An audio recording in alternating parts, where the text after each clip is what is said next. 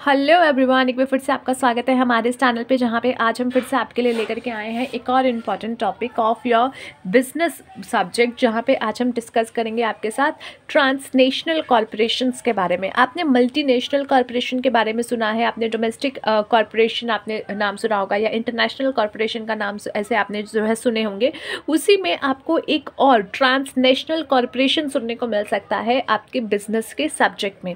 तो यहाँ पे किसके लिए इंपॉर्टेंट है? अगर आप बीकॉम कर रहे हैं तो वहाँ पे आपके लिए इंपॉर्टेंट है, या फिर अगर आप बीबीए और एमबीए कर रहे हैं और बिजनेस के बारे में टाइप्स ऑफ बिजनेस में आप पढ़ रहे हैं तो वहाँ पे आपको ये शब्द देखने को मिल सकता है।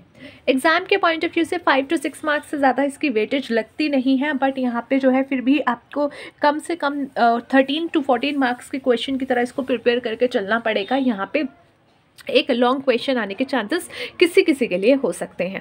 So let's start the video. देखिए, ट्रांसनेशनल कॉरपोरेशन होता क्या है?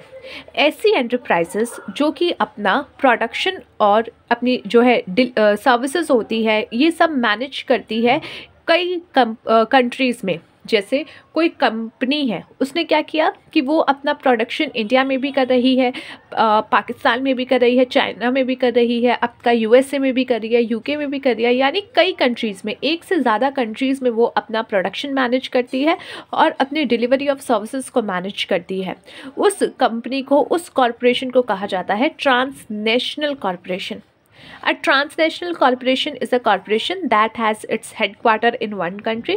इसका जो headquarter होता है वो एक ही country में होता है, known as a home country, जिसको कहा जाता है home country, and operates in several other countries known as host country. और बाकी countries में भी इसके जो है operations चल रहे होते हैं, जिसको कहा जाता है host country. Let's suppose एक आपकी जो है कंपनी है, जैसे यूनिलीवर आपकी कंपनी है, अब वो कंपनी रजिस्टर्ड कहीं और पे है, बट वो जो काम कर रही है, जो प्रोडक्शन कर रही है, वो कई कंट्रीज़ में कर रही है। तो यहाँ पे वो कंपनी जो है कई जगह पे अपनी सर्विसेज भी प्रोवाइड कर रही है, एज वेल एज जो है अपना गुड्स का प्रोडक्शन भी कर रही है। और ये जो है कोई भी कंपनी जो एक से ज़्यादा कंट्रीज़ में अपना प्रोडक्शन मैनेज करती है या फिर अपनी सर्विसेज डिलीवर करती है, उन कंपनीज़ को आप कहते हो ट्रांसनेशनल कॉरपोरेशन। जैसे एग्जांपल यूनिलीवर, जो कि आपका नीदरलैंड यूके का जो एक तरीके से कह सकते हो ब्रांड है, और कई कंट्रीज़ में आपका जो है इसका काम है, नीदरलैंड में भी काम है, यूके में भी काम है, और हर जगह काम है। Next is features and characteristics.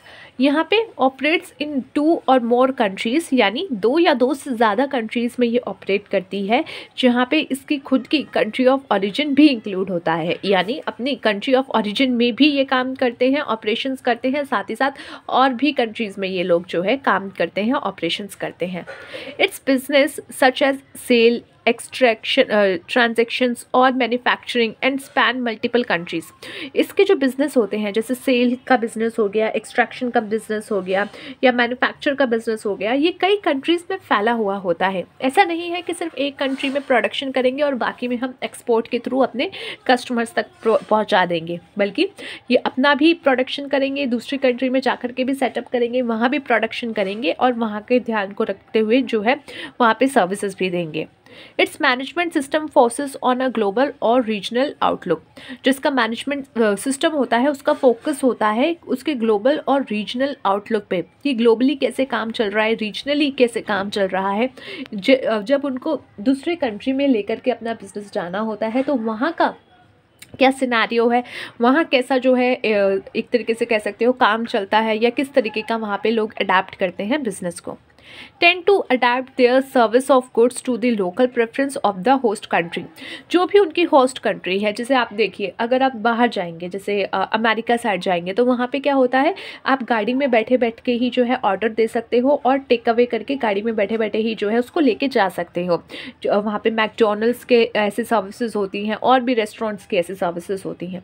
But India में ऐसा नहीं है। इंडिया में वो सर्विसेज, अगर मैकडोनल्ड यहाँ पे लेट्स सपोज कि यहाँ पे मैकडोनल्ड है ही नहीं, वो पहली बार सोच रही है इंडिया में आने का, तो वो ऐसे जो है फ्रेंचाइजीज़ नहीं देंगी, वो नॉर्मल फ्रेंचाइजीज़ देंगी जहाँ पे लोग आकर के बैठ के खा सकें।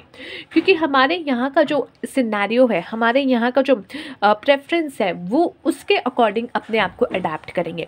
सो जिस भी होस्ट कंट्री में वो कंपनी, वो कॉरपोरेशन अपना बिजनेस लेके जा रही है, वो वहाँ के प्रेफरेंसेस देखेंगे कि वहाँ का लोकल प्रेफरेंस क्या है, उस होस्ट कंट्री का लोकल प्रेफरेंस क्या है, और उसी ट्रेंड को जो है वो अडेप्ट करेंगे और उसी के थ्रू वो अपनी सर्विसेज प्रोवाइड करेंगे। Next one is they also strive to craft a business model that suits the particular regional in which they operate by blending their strategy with the development policies of the host country। साथ ही साथ ये ऐसी corporation क्या करती है, वो ऐसा जो है स्ट्राइव ऑफ क्राफ्ट लेके आती है बिजनेस मॉडल का, जो कि उस पर्टिकुलर एक कंट्री को सूट करता है। अब कोई भी कंपनी जो हमारे देश में आकर के अपना सेटअप करना चाहेगी, तो उसका जो भी बिजनेस का प्लान होगा, उसका जो भी स्ट्रैटेजीज होंगी, that is going to be that type of strategy जो हमारी कंट्री में सूट करता होगा। साथ ही साथ जो हमारे डेवलपमेंट पॉलिसीज़ को भी सूट करता होगा, स्ट्रैटेजीज़ को भी जो है सूट करता होगा, तो वो उसी तरीके से अपनी स्ट्रैटेजीज़ बनाएंगे जो कि हमारी यानी कि होस्ट कंट्री के डेवलपमेंट पॉलिसीज़ को भी सूट करे, साथ ही साथ जो लोकल अथॉरिटीज़ यहाँ पे हैं उनको भी सूट करे, एज वेल एज जो मार्केट है, लोकल मार्केट है, जो पूरी मार्केट है, उसको भी जो है एक सूट करे। तो यहाँ पे हर चीज़ों के साथ उनको जो है एक अच्छा रैपो बना करके चलना पड़ेगा। Next is advantage. एडवांटेज क्या है? Investment level, employment level and income level of the host country increase due to the operation of TNCs। जब ऐसी कंपनी आती है किसी भी कंट्री में, जैसे किसी भी होस्ट कंट्री में, तो वहाँ पे एम्प्लॉयमेंट लेवल बढ़ता है, उस कंट्री का एम्प्लॉयमेंट लेवल, इन्वेस्टमेंट लेवल और इनकम लेवल बढ़ता है।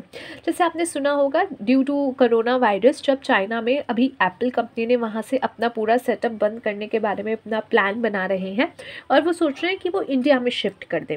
अब अगर ऐसा हो गया, या कोई भी बड़ी कंपनी जो अगर इस तरीके से इंडिया में आ गई, जैसे रिसेंटली आजकल में एक न्यूज़ आई है कि एयर इंडिया ने 600 या 700 विमानों का जो है ऑर्डर दिया है।